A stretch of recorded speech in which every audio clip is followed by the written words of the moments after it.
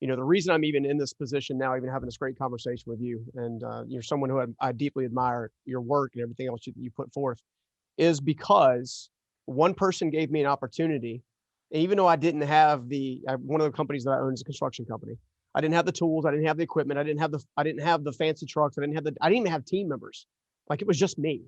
Wow. But I had an opportunity, and my father showed up for the first time in my life on a job site and said, "Hey, look, you do realize we used to make our scaffolding out of wood when you were a kid?" I'm like, "Well, yeah." He said, "Start pulling wood out of the trash piles." And we literally built my scaffolding that I needed to start Monday out of the trash piles.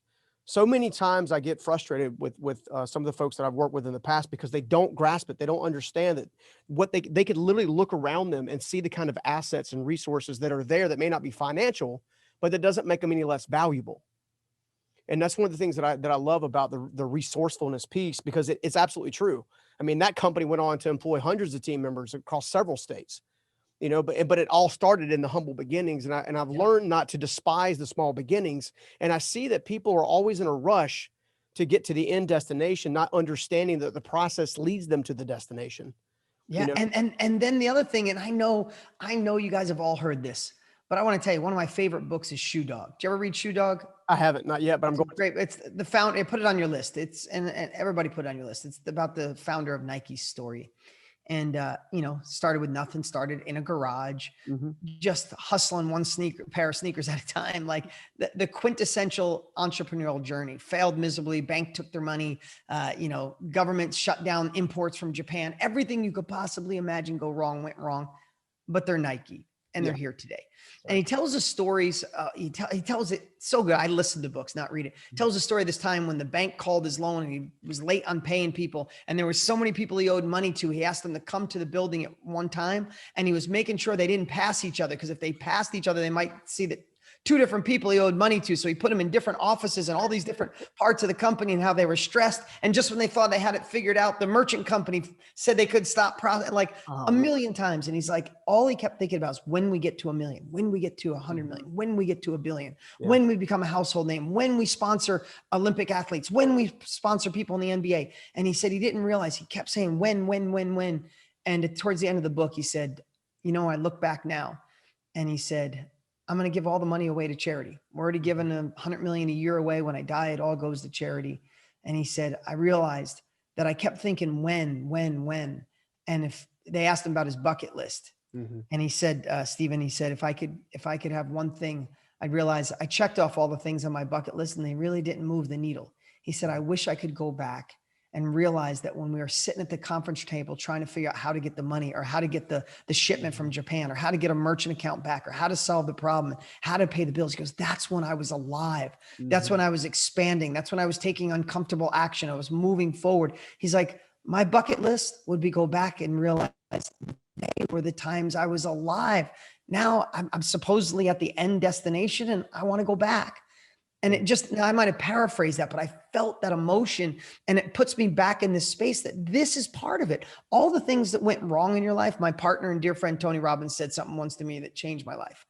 And he said a lot of things that changed my life.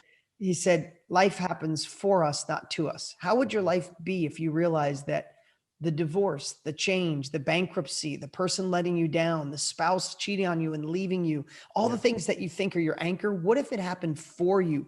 To sharpen the axe, to sharpen the tool, to put you on a journey, to be listening right now, to have opportunity, to be a part of a world when it shifts, that knowledge is the new currency, and you have assets that live inside your brain that are the resources that other people want, and you don't even realize it. Like, there's so many things available if you can shift and say, okay, I'm sorry if things bad for you. I'm sorry if people let you down. But what if that was your plan? What if God designed that for you to say, are you worthy of what you really want by overcoming the crap that you went through? And when I look through that lens, Stephen, then I realized I'm glad I was broke. I'm glad I went to school and didn't have lunch money. I'm glad my father had a crazy temper and was a maniac, and I had to learn to emotionally connect with him through empathy and calm him down from not doing crazy stuff. All that stuff that seemed bad, that was my gift from God that allowed me to be the man I am, to start 13 companies and impact people and be married to the woman of my dreams. Like, I know that sounds crazy. It doesn't sound crazy. I've failed miserably. I've lived it too, man. And the reality is the very thing that we call struggle is actually the very thing we should be calling catapult. Yeah, And great, great. it comes down to how we look at it, right? One of the things that you, Tony, myself, and all of us know intuitively is the movie reel that's playing in our head. We can choose to change that movie reel at any point in time. True story. It's the stories, right? So let's break down a little bit of the stories, because you and I Yeah. both had to overcome massive stories that we were telling ourselves and to go on and do great things. So talk a little about the power of a story, because I know it's something that you know deeply. Yeah, the power of the story. I know you've heard this before, so maybe this is just a time to hear it again, right? Mhm. We also know going to the gym puts us in good shape, but we can't go to the gym twice. We Yeah. got to go 6 days a week, right? Yeah. It's the same thing here about your story. How powerful in my in the overall scheme of things when it comes to success, how important is your story?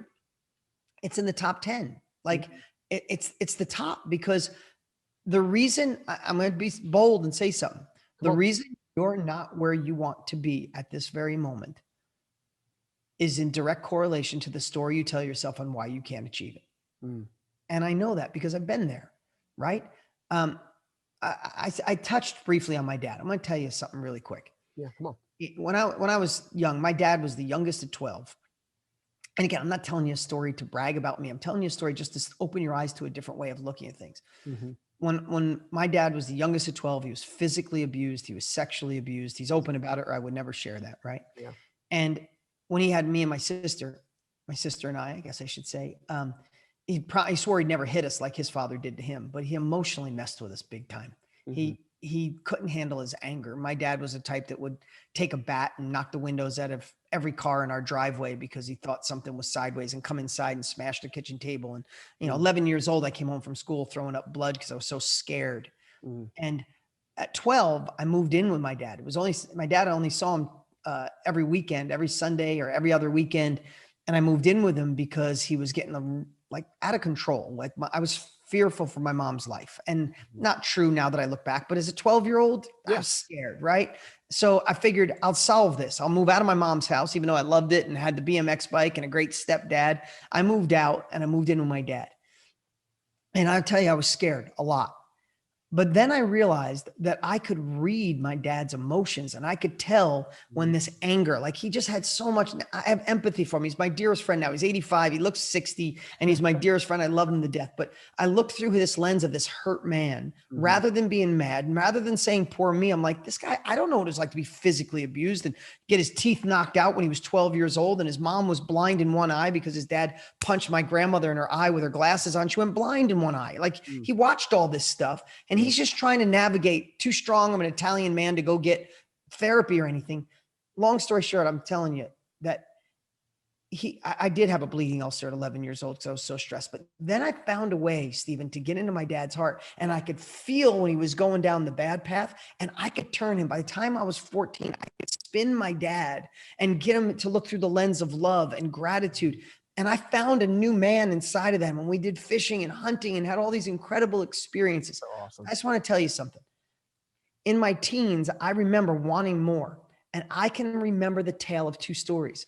I remember when things got tough, it was like there was a voice inside of me, Stephen, that would say, hey man, it's okay.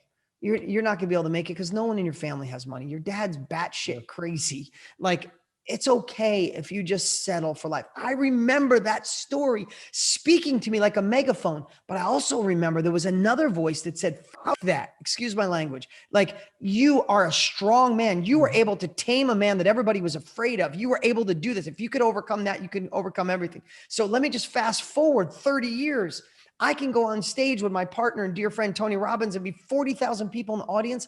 And I truly believe I feel their soul. I feel what they need. I can walk out on a stage and I can be prepared and have a slide deck of something I was going to do. I'm like, no, that's not what they need right now. Hey guys, I'm not using the slides. And I could speak to that audience and get the only standing ovation and have people crying and cheering. Why? Because my dad put me through that. And I had to learn to read my dad's emotions intuitively before he spoke. And I feel that is my gift from God, a gift from my father. I have to blame my dad for that natural talent. Yeah. Because I could do it. And I think that's why I'm a multiple New York Times bestselling author and 13 companies, and my team is my family. They're like my dear friends.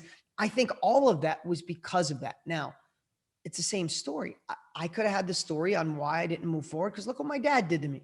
Or I Mhm. could say that story is the reason I'm so successful. Now that's only one of 1,000 stories that I could have went in two different directions. So what's the story you're telling yourself? And today, how can you say, how do I shift that story to be empowering? I don't have money. I'm not that good at school. I didn't do this. That's why I'm going to be successful. I have ADD. That means that I could focus on more than one thing at a time. I'm going to crush the competition. That's right. That company's bigger than me. They'll never see me coming because I'm resourceful. They have lots of money. I have resourcefulness. Yeah. Like there are so many ways to shift a shitty story into an empowering story if you do one thing. Decide today that you want to switch it. Hey there, if you really enjoyed that snippet, you're really going to love the full interview right here. So make sure you check it out. Life's going to be brutal no matter what for the next 10 years. You might as well focus on what you do have, focus on where you can go, and be resourceful as hell because that's where real success comes from. Absolutely. You know, it's funny as I look back at my journey, one of the things that I quickly remember was